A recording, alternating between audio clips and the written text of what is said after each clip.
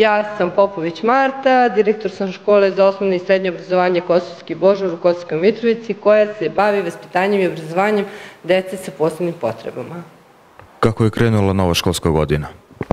Pa drago mi je da možemo da se pohvalimo da je ova školska godina krenula nekako u boljem i svetlijem ruhu nego svih ostalih godina. Mi se trudimo da svake godine negde napredujemo kao ustanova, da imamo imamo svoju misiju i viziju razvijanja i profesionalnog razvoja, ali ovo nam je negde bio cilj koji smo sebi zadali još pre par godina da proširimo prostor u kome smo se nalazili u matičnoj školi i ovaj prostor koji smo u toku leta negde opremali i oplemenili, prilagodili deci sa posebnim potrebama i nekim našim u stvari potrebama koje su nam bile negde fokus samog bitisanja ustanove, uspeli smo da to negde završimo i na to smo stvarno ponosni i ja i ceo moj tim ljudi koji je radio na tome. Prostorom koji smo dobili na korišćenje prilagodili smo baš onim najmanjim polaznicima naše ustanove. Deci od 1. do 4. razreda, deci koji će sutra biti uključeni i u predškolsko vaspitanje ove ustanove, za koju čekamo naravno negde verifikaciju i mislim da će to biti već od sledeće školske godine, i deci koje dolazi iz redovne škole na tretmane logopedske, senzoromotoričke i koji je dodatna podrška negde jedan vid pomoći pri redovnom školovanju. Tako da u ovoj školskoj godini smo nekako ušli sa više entuzijazma, sa dosta lepih stvari koje su nam se desile na samom početku i negde smo stvarno zadovoljni kako je počela školska godina. Koliko ima deci? Dece upisane u ovoj školskoj godini u školi Kosovski Božar je trenutno 52, ali svi znamo da to nije konačan broj, jer upis učenika u školu Kosovski Božar traje u toku cele godine, tako da veoma često se dešava da taj broj na kraju školske godine bude skroz drugačiji i iz nekih opravdanih razloga deca krenu u redovni sistem obrazovanja u tipične škole, pa onda kad malo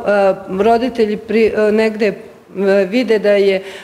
rad u ovoj ustanovi malo drugačiji, prilagodljiviji deci koje imaju male smetnje u tom nekom razvoju, da ih vrlo često izvrši se ta tranzicija i prelazak iz redovne škole u našu ustanovu. Tako da ja ne bih volela, ali se nadam da će vrlo brzo i taj broj da se poveća. Mi imamo dosta polaznika koji su iz redovnih ustanova, a koji dolaze kod nas na dodatnu podršku, koji su naravno preko interesovne komisije dobile ocenu da im je potrebna pomoć defektologa i onda oni vrlo često po nekom rasporedu koji smo već ustanovili sa redovnim školama dolaze na tretmane ovde kod nas i oni su isto neko ko ima ista prava da dobije sve ono što im je potrebno da negde svoje nedostatke ili neke smetnje privaziće u što najboljem i najkraćem roku. Šta znači ovaj objekat za vas, kako mu je namena? Pa namena je, kao što sam rekla na početku, da objekat je prilagođen baš ovim najmanjim polaznicima ustanove i mi smo se u toku leta potrudili da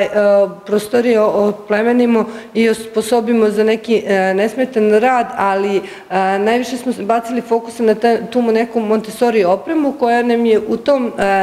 periodu kad su deca na prilagođavanju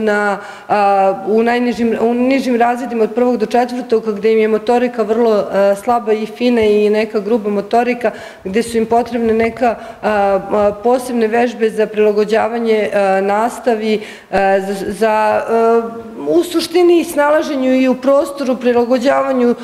školi. Ovakav je prostor nešto što nama kao defektolozima dosta toga pruža da lakše prebrodimo taj neki period njihove adaptacije, njihovog prvih onih koraka, što ja kažem, u školi, koji traju dosta dugo, mogu da budu i po par godina, jer sve zavisi od učenika, od njihovih mogućnosti, od njihovih i sposobnosti, a i negde redovnog dolaska, jer imamo dece koje dosta često zbog svoje prirode bolesti budu odsutna što na lečenju, što iz nemogućnosti roditelja da ih u takvom stanju dovode i onda naprave neku dužu pauzu u dolasku, pa onda idemo neki taj proces prilagođavanja kreće iznova. Tako da ovaj prostor je nešto što je dalo jednu novu dimenziju rada u ovoj školi, prilagođen je baš tim najmanjim učenicima i prilagođen je i roditeljima koji dovode decu na te tretmane i prilagođen je naravno i deci koja dolaze iz tipičnih škola, redovnih, koje dolaze na dodatnu podršku kod nas. Znači, bukvalno smo napravili jednu novu jedinicu gde se odvija nastava dece sa posebnim potrebama prvog ciklusa, gde posle toga ostaju deca u produženom boravku i napravili smo znači prostor koji se koristi za decu kojima je potreban bilo koji tretman defektološkog tipa, a koji dolazi iz redovne škole. Kako su deca zadovoljna, da li im se sviđa novi prostor i kako se vama sviđa novi prostor? Naravno, deca su uvek zadovoljne i srećne onim nekim novinama koje mi unesemo u njihov svakodnevni život, jer da se ne lažemo, deca ovde provode polovinu negde svog vremena preko dana i onda je taj prostor nešto što njima stvara zadovoljstvo drugačije nego od onog što su oni naučili da bude samo učionica, klasična učionica sa klupama. Ovo je nešto gde se oni imaju mogućnost da se razvijaju baš na onaj način na koji je to njima i pristupačno, da imaju i da kroz igru i da kroz rad i mi se prilagođavamo njima i njihovim potrebama, a ovaj prostor nam to negdje i dopušta da bukvalno tako na početku, prvo kroz igru, drugo kasnije kroz neke zajedničke i radionice kao što danas imamo i vi ćete to negdje zabeležiti, da ostvare negdje onaj prvenstveno kontakt socijalizacije, da ostvare negdje najbolju mogućnost da se istaknu u onome u čemu su oni najbolji, da pokažu da su deo ovog društva. Ovakve kao današnje radionice je nešto na što ja stalno dajem akcenat, jer u ovoj ustanovi mi smo u stvari kao defektolozi i ova škola je negde i poznata po tom, i to nam je negde i zaštitni znak, po tom individualnom radu sa decom i zato i imamo toliko uspeha u radu, zato što drugačiji individualni pristup koji mi imamo mogućnost, imamo tu neku fleksibilnost i da negde ceo taj program nastave, da nastavni i školski program prilagodimo deci i njihovim potrebama, da negde izmenimo i vratimo se nekoliko puta na one isto te stvari koje su negde predviđene nastavne jedinice, a da to možemo da prilagodimo našem učeniku. Isto iz tih razloga jesmo jedinstveni zato što imamo mogućnost rada individualnog pristupa, ali isto tako pokušavamo da svake nedelje, barem u našoj ustanovi, radimo na tom nekom zajedničkom radionicama gde se deca naravno i onda prilagođavaju i radu i uče tom nekom grupnom i zajedničkom timskom radu. Tako da radionice su nešto što ima i edukativni karakter kako za našu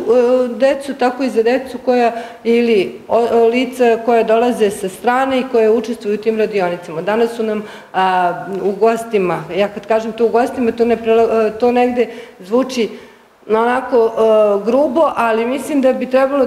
da ovo bude neko njihov prostor u kojem će oni stalno dolaziti da se druže sa svojim vršnjacima i danas su tu deca iz gimnazije i deca iz medicinske škole koja pohađaju građansko vaspitanje, pa kroz te neke aktivnosti i radionice uklopaju se sa svojim vršnjacima i došli su da danas zajednički rade na nekim svojim aktivnostima, a mislim, kao što sam i njima rekla, da će biti malo bogatiji za jedno iskustvo kad izađu odavde, jer je to nešto što svaki put kada neko dođe kod nas i vidi kako se i radi i kako se ova deca obraduju bilo kome ko dođe kod njih i ko im posveti i malo pažnje, onda će shvatiti da u ovim surovim vremenima postoje mnogo bitnije stvari i da treba raditi na toj empatiji, razumevanju drugih, prihvatanju baš takvih kakvi jesu, jer oni su baš takvi savršeni.